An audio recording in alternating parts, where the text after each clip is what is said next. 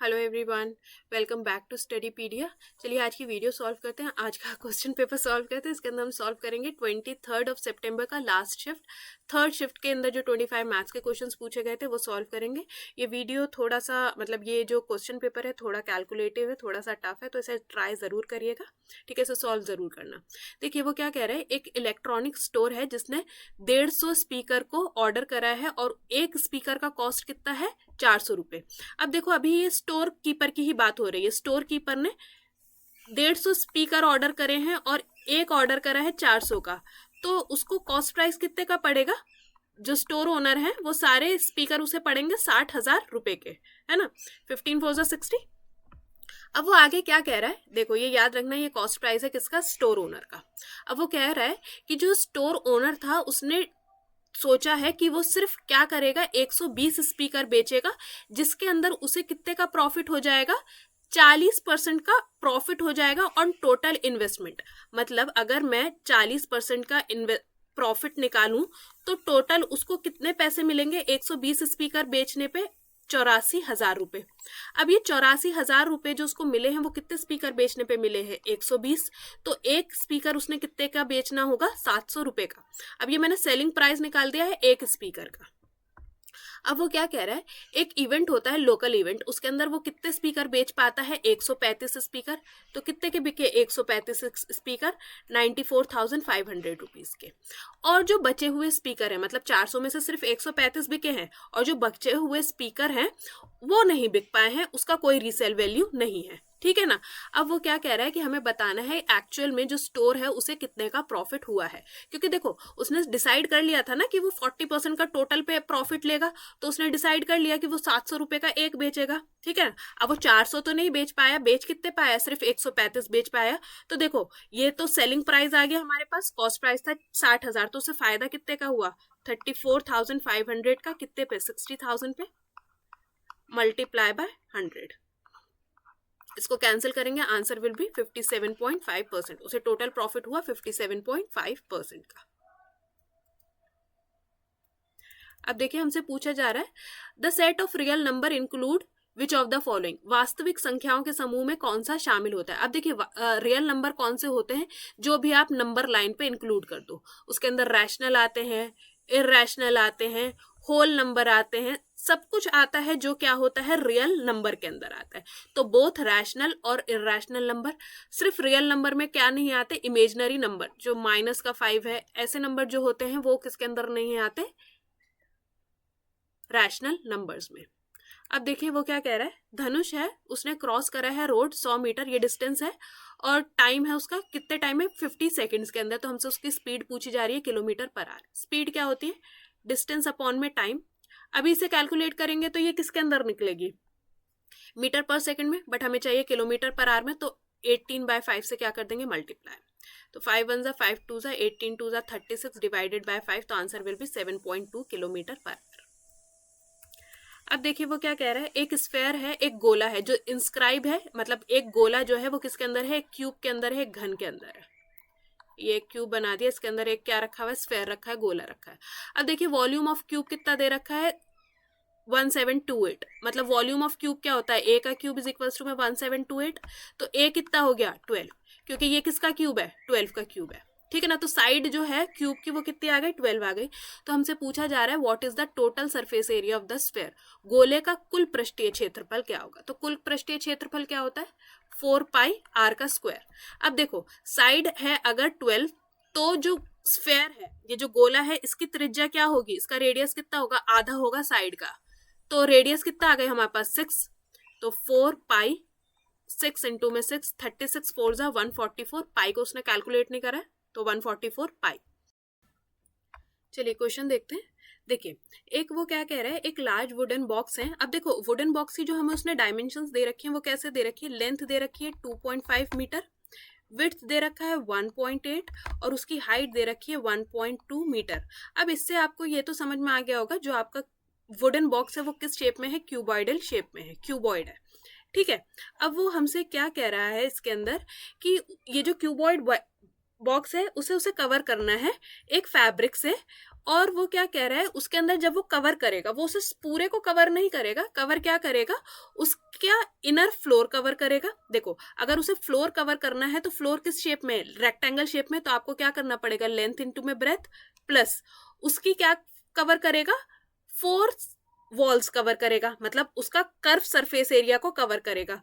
Curve surface area क्या होता है, 2HL प्लस में B, इतना उसे कवर करना है। तो देखो अभी पहले इसको कैलकुलेट करके इसका वैल्यू निकाल लेते हैं कि वो कितना एरिया उसे कवर करना है, तो कितना अप्रोक्सीमेट उसको फैब्रिक चाहिए, एक्चुअल फैब्रिक कितना चाहिए।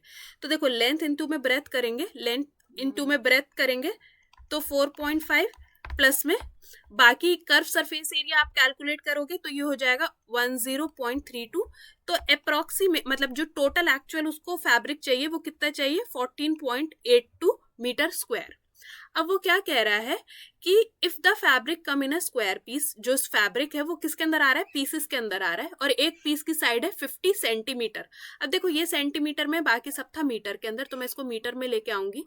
तो जो फैब्रिक की साइड है वो कितने की हो जाएगी, 0.5 मीटर की, और फैब्रिक कैसा है, स्क्वायर, तो एरिया निकालूंगी। तो जो एक फैब्रिक का पीस है उसका एरिया कितना है, 0.25 मीटर स्क्वायर। ठीक है, ये एक पीस का एरिया है। अब वो क्या कह रहा है, लेकिन उसको एक्चुअल फैब्रिक नहीं चाहिए, 14.82 नहीं चाहिए, उसे चाहिए इसके अंदर 15% एक्स्ट्रा फैब्रिक, किसके लिए, कट करने के लिए, कुछ ओवरलैप करने के लिए। ठीक है, तो अब देखो अगर उसे 15% एक्स्ट्रा फैब्रिक चाहिए तो मैं इसका 115% कैलकुलेट करूंगी तो उसको चाहिए 17.043 मीटर स्क्वायर। इतना उसे एक्चुअल फैब्रिक चाहिए जो आएगा पीसेस के अंदर। एक पीस में आता है 0.25 मीटर, तो हमसे पूछा जा रहा है कितने उसे फैब्रिक के पीसेस चाहिए। तो मान लेते हैं अप्रोक्सीमेट उसे 17 मीटर फैब्रिक चाहिए। इसे डिवाइड कर देंगे 0.25 से, इसका डेसिमल हटाएंगे 100, 25 वन जा 25 फोर जा, तो 17 फोर जा 68। उसे अप्रोक्सीमेटली 68 पीसेस से ज्यादा चाहिए, क्योंकि देखो ये भी जो फैब्रिक था वो 17 मीटर से ज्यादा था, तो मैंने अप्रोक्सीमेटली 17 ले लिया कि उसको इतना ज्यादा कैलकुलेट ना करना पड़े। तो 68 पीसेस से ज्यादा चाहिए, तो उसको देख लेते हैं कितने पीसेस चाहिए। 68 से जो भी वैल्यू ऊपर होगी थोड़ी सी, तो देखिए 69 पीसेस फैब्रिक उसको चाहिए। चलिए नेक्स्ट क्वेश्चन देखते हैं। वो कहता है एम और एन ने एक बिजनेस को स्टार्ट करा है। एम ने इन्वेस्ट करे थे 2 लाख इनिशियली और एन ने इन्वेस्ट करे थे 3 लाख। ठीक है, अब वो कह रहा है 4 मंथ के बाद, 4 मंथ तक तो ऐसे ही चला, एम ने ऐड करे हैं 1 लाख, तो 1 लाख ऐड करेंगे तो अब उसका इन्वेस्टमेंट कितना हो गया, 3 लाख का। अब अगर 4 महीने इनिशियल में चल चुके हैं तो अगर पूरा 1 साल का ही है, ठीक है 1 साल का ही है, तो ये चला इन्वेस्टमेंट 8 महीने के लिए। और वो क्या कह रहा है, एम ने ऐड करे थे 1 लाख और एन ने क्या कर लिए, विड्रॉ कर लिए हैं 50,000, तो ये भी 4 महीने, और अगर विड्रॉ कर लिए तो ये रह गया 2.5 लाख, और ये भी चला कितना, 8 मंथ। ठीक है, तो हमसे कहा जा रहा है कि जो प्रॉफिट हुआ है आखिर में वो हुआ है 1,80,000 का। तो हमसे बताना है एन का इसके अंदर शेयर कितना होगा। तो देखो 4 0, ये भी इधर से और ये भी इधर से, 4 1 जा 4 1 जा 4 2 जा 4 2 जा 5 5 जा 5 6 जा 5 4 जा, और ये हो जाएगा 5 6 जा, देन 2 जा 2 3 जा 2 जा, और ये हो जाएगा 2 3 जा। ठीक है, तो ये अभी कितना रह गया, हाँ ये हो गया 2, और ये हो जाएगा 3 2 जा 6, ये हो जाएगा 8:2 में, ये 3 और ये 5, ये हो जाएगा 8। तो प्रॉफिट शेयरिंग रेशियो कितना आ गया, 1:2 में 1। तो देखो आधा प्रॉफिट इसके अंदर से किसको मिल जाएगा, एन को, तो 90,000 उसका शेयर रहेगा। चलिए नेक्स्ट क्वेश्चन देखते हैं। देखिए वो क्या कह रहा है, एक स्क्वायर का साइड है, एक 10 सेंटीमीटर भुजा वाले एक वर्ग की एक भुजा से छोटा भाग, मतलब देखो एक ऐसे स्क्वायर था, ठीक है, जिसकी साइड थी 10 सेंटीमीटर, उसमें से एक छोटा मतलब जो स्क्वायर है वो निकाल लिया जिसकी साइड है 4 सेंटीमीटर। ठीक है, तो हमें रेशियो बताना है किसका, रिमेनिंग एरिया का। अब देखो टोटल एरिया कितना था स्क्वायर का, अगर मैं टोटल एरिया की बात करूं 100 था, और जो निकाल लिया, अब देखो अगर एक स्क्वायर निकाला है जिसकी साइड कितनी है 4, तो उसका एरिया कितना हो गया 16। तो अगर आपने 100 में से 16 एरिया निकाल लिया तो रिमेनिंग का एरिया क्या बचा, 84। तो हमसे यही पूछा है what is the ratio of remaining area. पहले रिमेनिंग एरिया आएगा to the area of the original. ठीक है, अब इसको कैंसिल कर दोगे तो 21 4 से, और ये हो जाएगा 25। तो क्या रेशियो रह जाएगा, 21:25। अब देखिए वो क्या कह रहे हैं, एक रेक्टेंगुलर पार्क है, एक आयताकार पार्क है, जिसका देखो लेंथ और दे रखी है और ब्रेथ दे रखी है, तो एरिया क्या हो जाएगा 2400, ये पार्क का एरिया है अपने पास। अब वो क्या कह रहा है, एक semi circular pond, semi circular pond क्या होता है, इसके अंदर एक 40 मीटर व्यास वाला एक अर्धवृत्ताकार तालाब है, मतलब ये सेमी सर्कुलर एक क्या है, इसके अंदर पॉन्ड है, जिसका डायमीटर 20 है, तो उसका रेडियस कितना हो जाएगा 20, डायमीटर 40 है तो रेडियस कितना हो गया 20। तो हमसे पूछा जा रहा है what percentage of park area does the pond occupy. तो देखो हमसे पूछा जा रहा है कि जो तालाब ने मतलब ये तालाब पार्क के क्षेत्रफल का कितना प्रतिशत है। तो देखो पहले पॉन्ड का हम वो निकाल लेते हैं, क्या कहते हैं एरिया। अब देखो सर्कल का एरिया क्या होता है, पाई आर का स्क्वायर, ठीक है, ये तो सर्कल का हो गया, बट ये है सेमी सर्कल तो डिवाइड कर देंगे 2 से, मतलब आधा कर देंगे, तो ये हमारे पास कितना आ जाएगा इसका एरिया, ये आ जाएगा हमारे पास 628.5। जब आप इसे कैलकुलेट करोगे आ जाएगा 628.5। हम मान लेते हैं अप्रॉक्सीमेटली 628 है, 5 हटा देते तो परसेंटेज निकाल लेते हैं। 628 2400 का कितना परसेंट है, तो ये कर देंगे 4 से, ये हो जाएगा 4157, देन 6 से कैंसिल करेंगे, 6 1 6 2 12, देन 6 6 36। अब देखो 26 के अंदर इसके अंदर एक ही ऑप्शन है 26.18, बाकी देखो सब ऑप्शन अलग है, ठीक है, तो 26.18। अब देखो वो क्या कह रहा है, एक सम षटभुज है, एक रेगुलर हेक्सागन है। हेक्सागन की कितनी साइड्स होती है 6, उसका हमें पैरामीटर दे रखा है 72, तो एक साइड कितनी हो जाएगी 12 सेंटीमीटर की, 6 से डिवाइड कर देंगे। तो हमसे पूछा जा रहा है एरिया। अब देखो एरिया का क्या फॉर्मूला होता है, 3√3/2 √3/2 a का स्क्वायर। अब देखो 3√3 की जगह हम इसका वैल्यू रख देते हैं, क्योंकि आप देख सकते हो ऑप्शन के अंदर √3 के अंदर कोई वैल्यू नहीं है, अपॉन में 1000 a का स्क्वायर, 12 इंटू में 12 डिवाइडेड बाय कितना था 2, ठीक है, इसे 2 6 12, ये पूरा आप कैलकुलेट करोगे आपका आंसर आ जाएगा 374,112, ठीक है, डेसिमल पुट कर दोगे तो आंसर रह जाएगा 374,112। अब देखो ये कैलकुलेट तो करना ही पड़ेगा, कैलकुलेशन से आप भाग नहीं सकते हो, ठीक है। नेक्स्ट देखते हैं। अब वो कह रहा है आउट ऑफ इस टोटल इनकम, मान लेते हैं उसकी टोटल इनकम थी 100, जिसके अंदर वो 60 तो स्पेंड कर देती है घर के खर्चों के अंदर और 15 कर लेती है सेविंग, ठीक है ना, तो 60 और 15 मिला के 75 उसने कर लिए हैं, उसका काम ले लिया है। अब बचा हुआ कितना हुआ, बचा हुआ रह गया 25, क्योंकि 100 थी, तो अदर आइटम्स के ऊपर वो क्या करती है, खर्च करती है। तो हमसे पूछा जा रहा है what percentage of her income spent on the other items. तो अदर आइटम्स पे कितना, अगर उसने 25 खर्च करा है तो 25% ही वो क्या करती है, अदर आइटम्स पे स्पेंड करती है। अब देखिए वो क्या कह रहा है, ए की जो सैलरी है वो 40% ज्यादा है बी से। अब A/B अगर करूं तो ये 40% ज्यादा है, तो ऐसा कुछ मान लेते हैं, ठीक है। अब वो कह रहा है बी का जो सैलरी इंक्रीज हुआ है वो कितना हो गया 20%। अब बी की सैलरी कितनी हो गई है 120 हो गई है, और वो कह रहा है ए की जो सैलरी है वो कुछ x% इंक्रीज करी गई है। मैं यहाँ सॉल्व करती हूँ, ये 140 को हमने कुछ x% इंक्रीज करा है, ठीक है। देन द न्यू सैलरी, जो उसकी ए की नई सैलरी है वो क्या हुई है 25% ज्यादा हुई है, किससे, बी की नई सैलरी से। तो अगर मैं बी की नई सैलरी का 125% कर दूं तो ये दोनों आपस में क्या आएंगे, इक्वल आ जाएंगे, ठीक है। अगर ये समझ में आ गया हो तो वेल एंड गुड, नहीं आया हो तो इसे दोबारा समझना, क्योंकि वो क्या कह रहा है ए की जो नई सैलरी है वो क्या होगी 25% ज्यादा होगी बी की नई सैलरी से, तो बी की नई सैलरी को क्या कर देंगे 125% कर देंगे।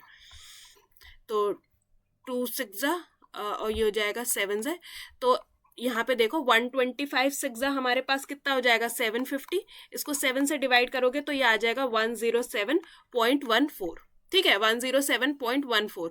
तो हमसे पूछा जा रहा है what is the value of x, तो एक्स की वैल्यू कितनी होगी 7.14%। नेक्स्ट देखते हैं।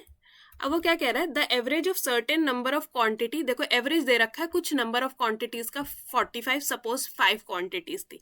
अब वो कह रहा है 5 जो है ऐड करा गया है हर क्वांटिटी के अंदर, हर क्वांटिटी के अंदर अगर आप 5 ऐड करोगे, मतलब कोई भी एक एग्जैक्ट नंबर आप हर क्वांटिटी में ऐड करोगे तो एवरेज में भी वो नंबर क्या हो जाएगा, ऐड हो जाएगा, तो नया एवरेज कितना हो जाएगा 50। अब देखिए वो क्या कह रहा है, एक ट्रायंगुलर प्रिज्म है जिसका बेस एरिया हमें दे रखा है 45 सेंटीमीटर स्क्वायर और उसकी हाइट हमें दे रखी है 14 सेंटीमीटर।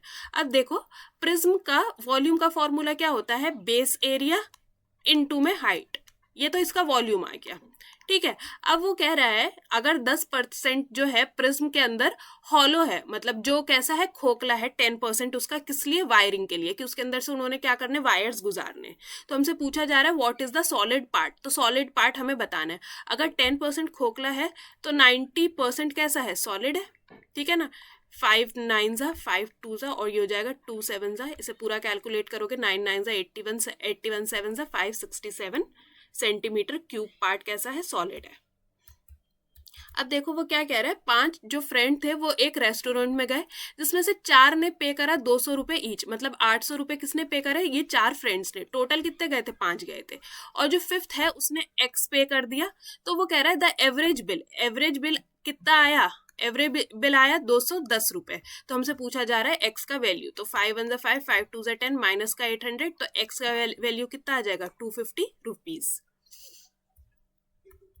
अब देखो वो क्या कह रहा है, एक सेलर है जो ऑफर करता है 40% डिस्काउंट। अगर 40% डिस्काउंट दे रहा है तो वो कितने परसेंट की वैल्यू से बेच रहा है, 60% की वैल्यू से। जिस आइटम का कॉस्ट प्राइस कितना है, 720, ठीक है ना। डिस्काउंट ऑन आइटम, जिस आइटम का कॉस्ट प्राइस है 720 रुपए, और डिस्काउंट देने के बाद भी उसे क्या हो रहा है, 20% का प्रॉफिट हो रहा है। तो देखो 20% का प्रॉफिट हो रहा है, अगर मैं 720 का 120% कर दूं तो यही इसका सेलिंग प्राइस आएगा, क्योंकि डिस्काउंट के बाद हम क्या करते हैं, बेच देते हैं। तो इसको कैंसिल कर देते हैं, 6 1 जा, एक सेकेंड में हाँ 6 1 जा 6 6 1 जा 6 6 2 जा 12, तो 12 12 जा 1440 1440 1440। तो मार्क प्राइस की वैल्यू कितनी आ गई, 1440, यही हमसे वो पूछ रहा था, ठीक है ना। अब देखो साइन ए दे रखा 0.6, अगर मैं डेसिमल हटा दूं तो 6 10, तो ये कितना हो जाएगा, 8 हो जाएगा। 10 ए की वैल्यू पूछी जा रही है, 6/8 फर्दर 3/4 करेंगे तो 0.75। चलिए नेक्स्ट क्वेश्चन देखते हैं। देखिए वो क्या कह रहा है, सेक ए प्लस 10 ए कितना है, पी है। तो हमसे सेक ए का टर्म पूछा जाता, सेक ए का वैल्यू पूछा जा रहा है इन टर्म्स ऑफ पी। अब देखो ये तो पता ही होगा, सेक ए प्लस 10 ए अगर हमारे पास पी है तो सेक ए माइनस 10 हमारे पास कितना होगा, 1/p।